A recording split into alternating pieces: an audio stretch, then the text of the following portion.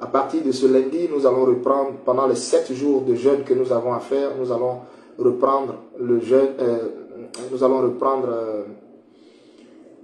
le programme intercesseur, le pays nous appelle, mais ça sera intense. Cette fois-ci, ça sera intense. Frères et sœurs, ça sera intense. Vous savez, il est grand temps que la voix du Seigneur se fasse entendre.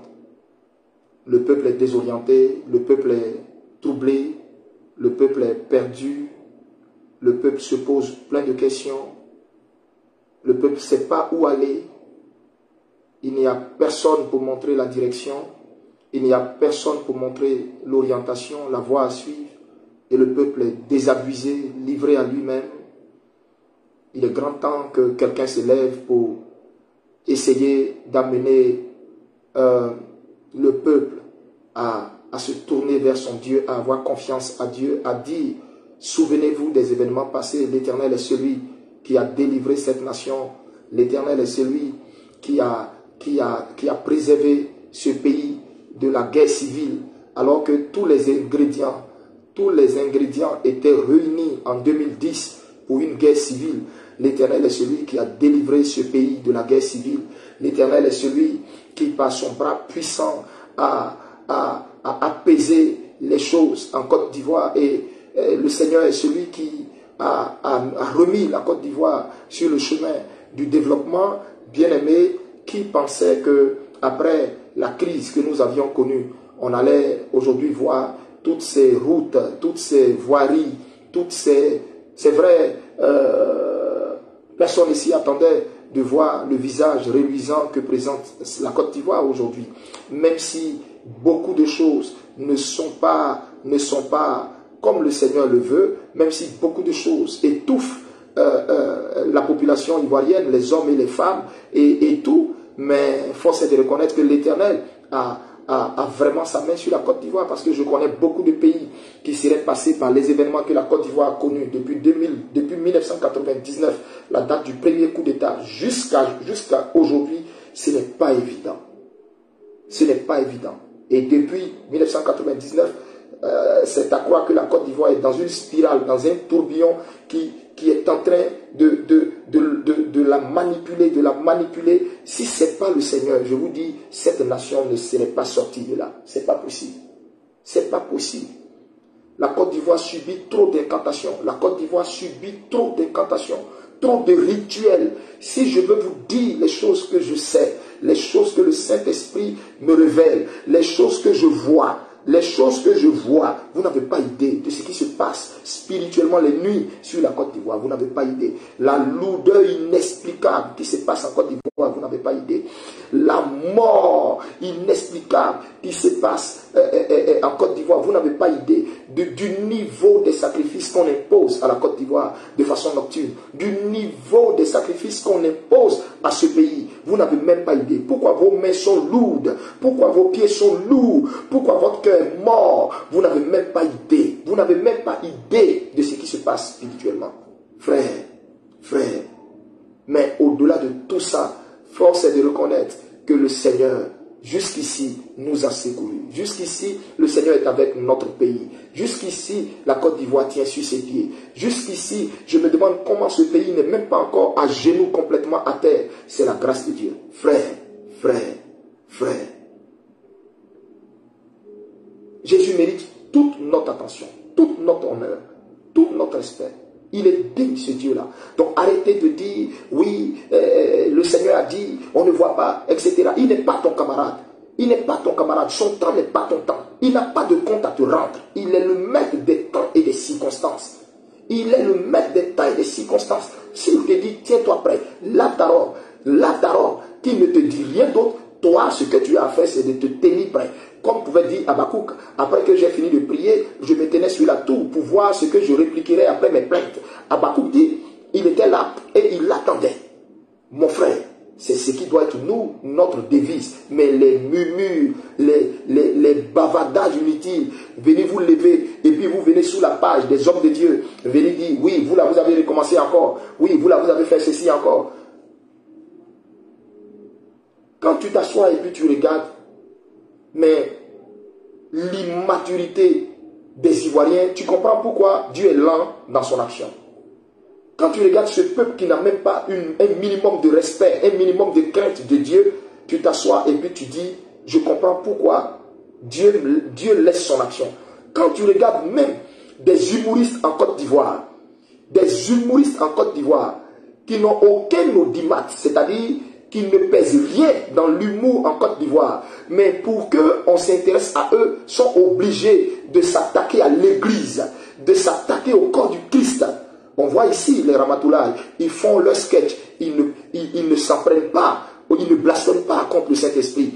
On voit ici les Agalawal, ils ne s'en prennent pas au corps du Christ.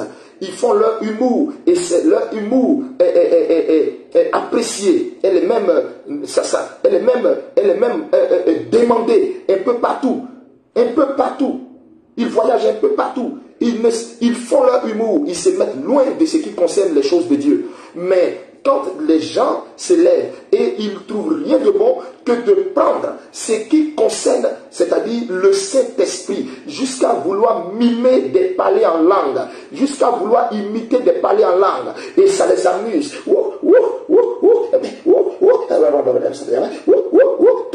Ton mari de nuit m'a parlé, ton mari de nuit dit de faire ton team. Quand tu vois des choses comme ça, des gens jouer avec leur vie, mais ils n'ont qu'à demander à Tangarasti Godard.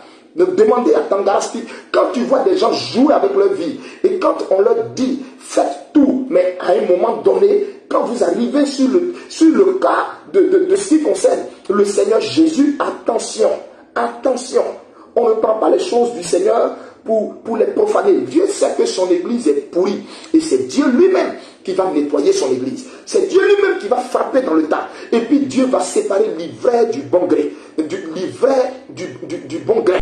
C'est Dieu lui-même qui va nettoyer son église. Mais ce n'est pas à vous de vous lever et puis prendre les choses du Saint-Esprit et puis présenter avec. Quand on n'a rien à dire, quand on ne fait pas rire, quand naturellement on ne fait pas rire, on n'a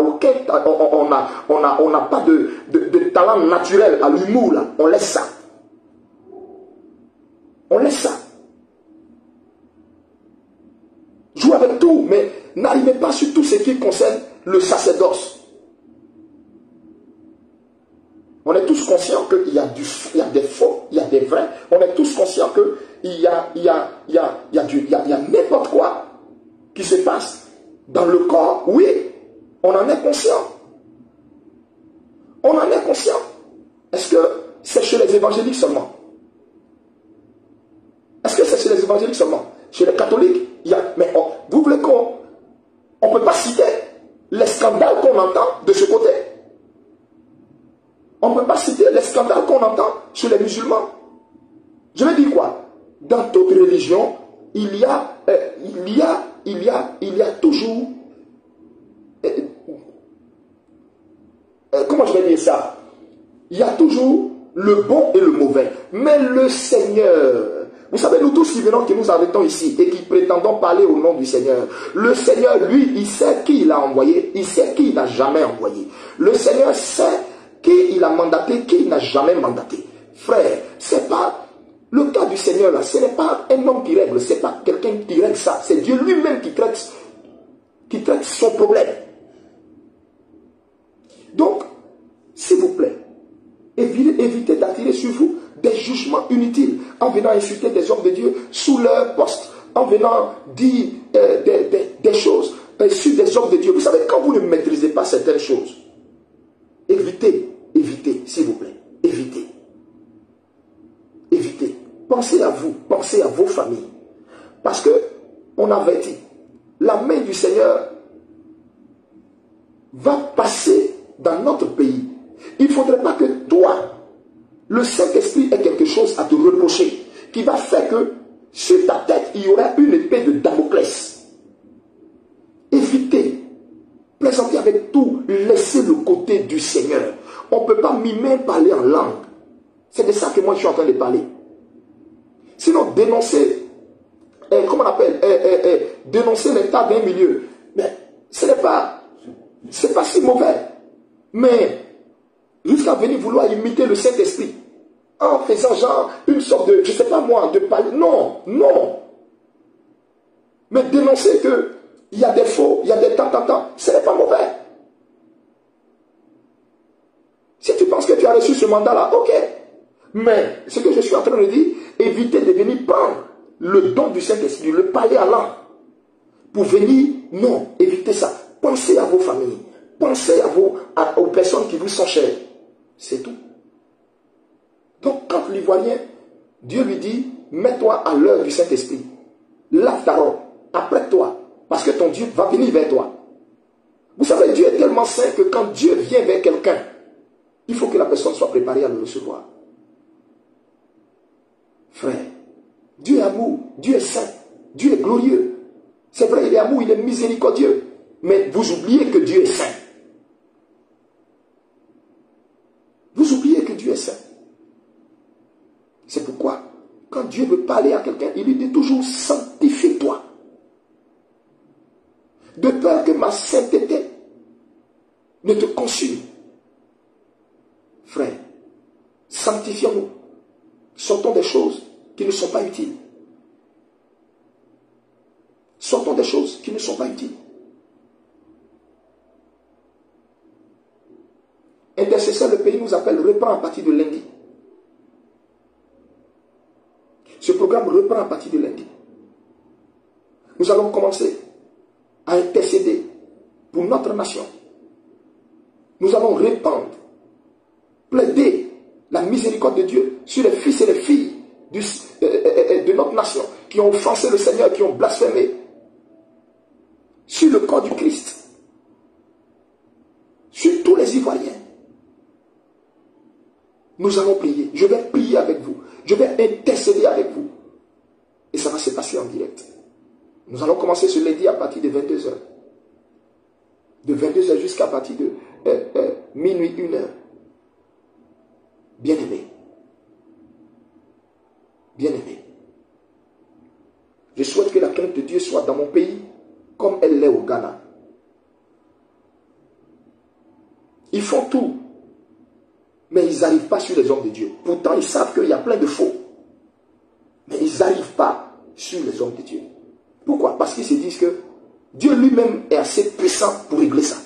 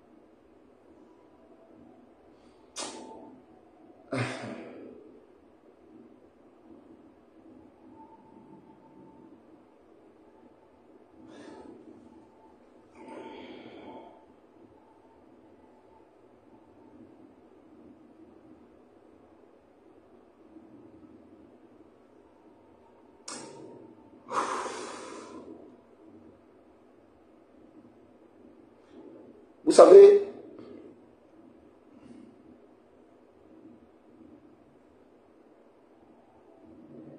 c'est dommage que les gens pensent que tout le monde est vendu. C'est dommage que les gens pensent que tout le monde est vendu. Eli Pada, là, vous l'avez jamais vu dans un palais aller rencontrer une autorité. Eli Pada, vous l'avez jamais vu aller...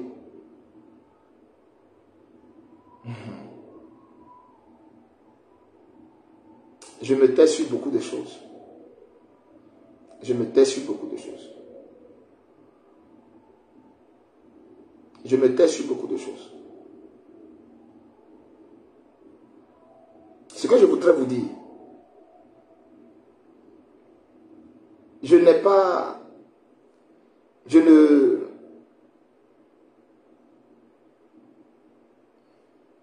Je suis prophète. Je n'ai pas de parti pris. Je n'ai pas de parti pris. J'avertis simplement ma nation. Si j'ai un message pour quelqu'un, je lui donne. J'ai un message pour quelqu'un, je lui donne. Vous qui vous plaignez et qui dites,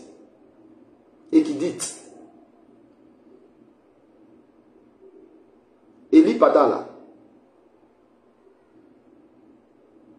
il ne voit pas les gens qui sont au pouvoir, il ne voit pas ce que les gens font à la population.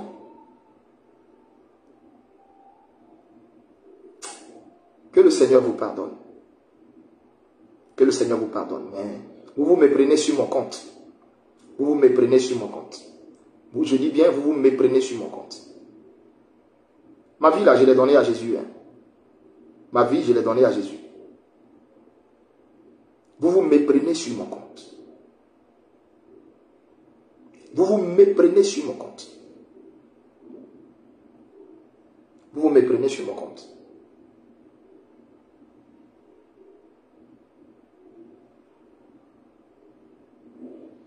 Tout ce que le Seigneur m'a toujours dit, je l'ai toujours dit, et de tous les côtés.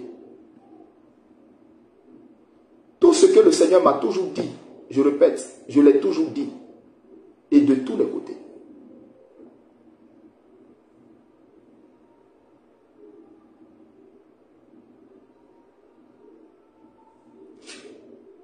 Le plus important, c'est que vous reveniez à Dieu. Vous vous repentiez. Quand vous allez faire ça,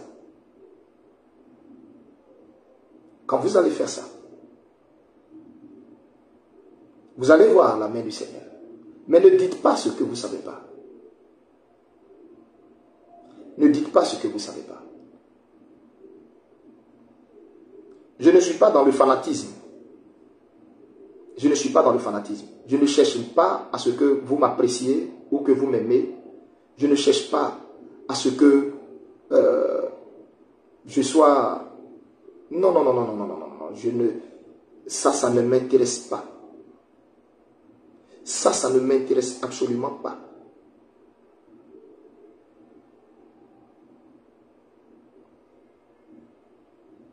Mon rôle, c'est d'avertir. C'est de prévenir. Si tu avertis d'un danger que tu cours, c'est parler contre toi. C'est ne pas aimer ton affaire.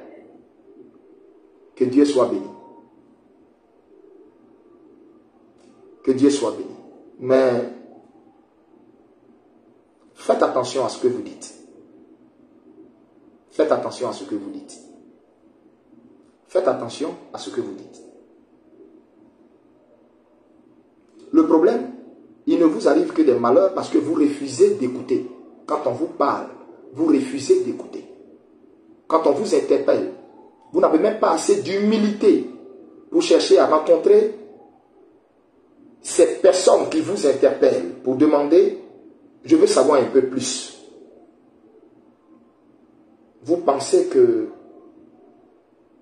la vie s'arrête à votre portefeuille, la vie s'arrête à votre titre, à votre position, à ce que vous pensez que vous êtes.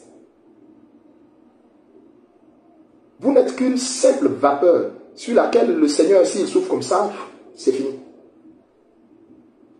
Même moi qui parle là, je ne suis qu'une simple vapeur sur laquelle, s'il souffle comme ça, si mon père souffle comme ça, c'est fini.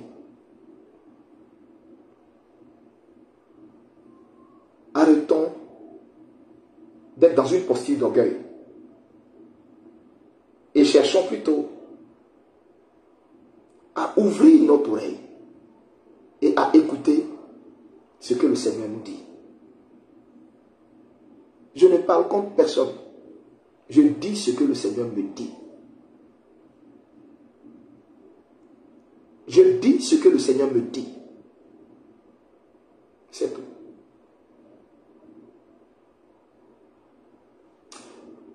J'ai beaucoup à dire. Je ne vais pas parler. J'ai beaucoup à dire, je ne vais pas parler. Mais de grâce,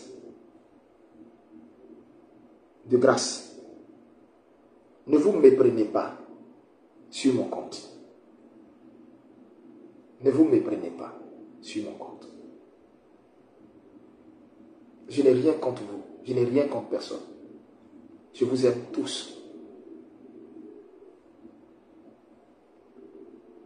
C'est juste que si Dieu me dit quelque chose, et puis il me dit ça cru, je vais te répéter ça cru.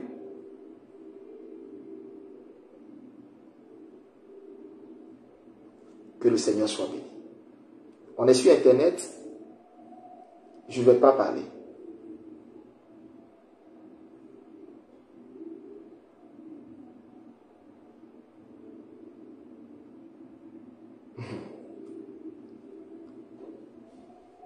Donc n'oubliez pas le lundi, intercesseur, le pays nous appelle au repas.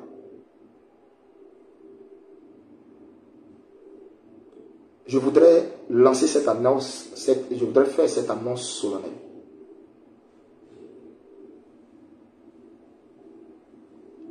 Demain, nous sommes dimanche, jour du Seigneur. Je vous invite nombreux demain à la cité de Dieu. Nous prions au Cnepsi. Au Cnepsi, la salle du syndicat des enseignants. Au Cnepsi, situé à Yopougon, au feu du sable, au premier pont, au feu du sable. C'est là que nous prions. Viens écouter la voix du Seigneur. Viens écouter le message. Viens écouter la vérité de l'évangile. Viens écouter l'évangile de Jésus-Christ. Si tu as un parent malade, viens avec lui. Tu as un frère, une soeur, quelqu'un qui est malade, viens avec lui demain. Je suis là pour te dire que demain, on a un temps fort. Le message de demain est fort. Nous avons commencé un thème sur le ministère de prophète et l'onction prophétique. On a planté le décor dimanche passé. C'était la première étape. Demain, ça sera très fort. On va aller dans un niveau d'explication approfondie et de démonstration terrible de la puissance de Dieu à travers l'onction prophétique. On va aller à un niveau fort. Le Saint-Esprit va nous faire vivre quelque chose d'extraordinaire. Mon frère, je t'invite demain. Ne manque pas le culte de demain. Ce soir-là, dors tôt pour te lever tôt et pour te lever frais. Parce que demain,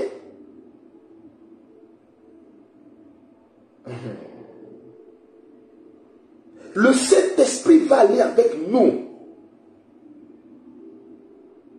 Le Saint-Esprit va aller avec nous.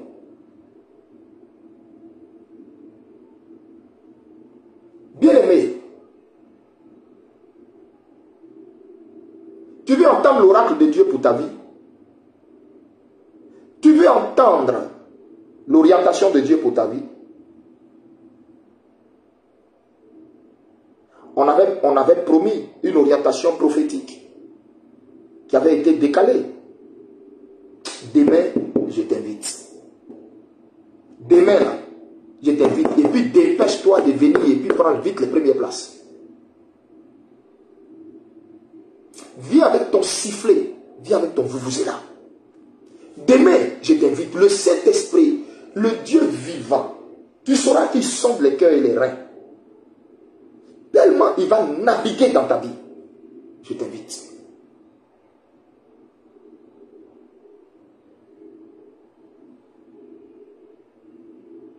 Je t'invite demain.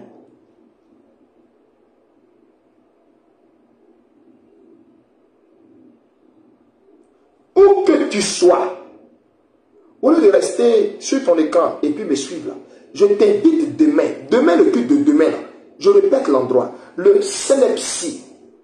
Le Cnepsi. Yopougon. Au feu du sable. Il y a un grand supermarché au feu du sable là. On a écrit sans gel. Sans gel. Juste à côté du supermarché là. Sur l'ancienne voie d'Adiamé. Sur l'ancienne voie d'Adiamé là. Tu vas voir, juste à côté du sans gel, du supermarché sans gel. tu vas voir un autre grand endroit, c'est écrit dessus le célèpsie. Tu rentres là. Demain est ton jour. Dieu doit parler sur ta vie. Le prophète du Seigneur doit parler sur ta vie. Est-ce que tu entends ce que je suis en train de dire? Le prophète du Seigneur doit parler sur ta vie. Le prophète doit déclarer un mot sur ta vie. Le thème de demain, le ministère de prophète et l'onction prophétique. Nous allons maintenant aller dans la phase explicative et démonstrative où le Saint-Esprit va entrer dans ta vie. Le prophète doit parler sur ta vie. Frère, la Bible dit Dieu ne laissait pas tomber à terre les paroles qui sortaient de la bouche de son prophète Samuel. Oh, ne manque pas ce programme de demain. Le prophète doit parler sur ta vie. Il doit parler sur la maladie qui lutte avec toi là. Il doit parler sur la maladie qui lutte avec toi. Écoutez-moi. Écoutez-moi. Écoutez-moi. Je dis le prophète doit parler sur ta vie. Tu vas manquer ce programme. Je t'invite demain. Que Dieu te bénisse. Que sa grâce soit avec toi. Demain, tous au célèpsie, à partir de 8 heures. Yopougon, premier pont au feu du sable. Sur l'ancienne voie de Yopougon, là. Tu vas voir un grand supermarché, on a écrit Sangel. À côté de Sangel, là, c'est écrit célèpsie.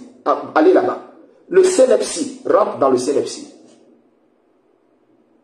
Le prophète doit parler sur ta vie. Rien ne va, rien ne bouge, tout est fermé. Ton corps est mort. Tu as une partie qui est malade. Le prophète doit parler sur ton cas. Tu n'enfantes pas. Il doit parler sur ton cas. Je t'invite demain. Que Dieu te bénisse. Dors dans la paix. Et n'oublie pas, le lundi, nous commençons. Intercesseur, le pays nous appelle.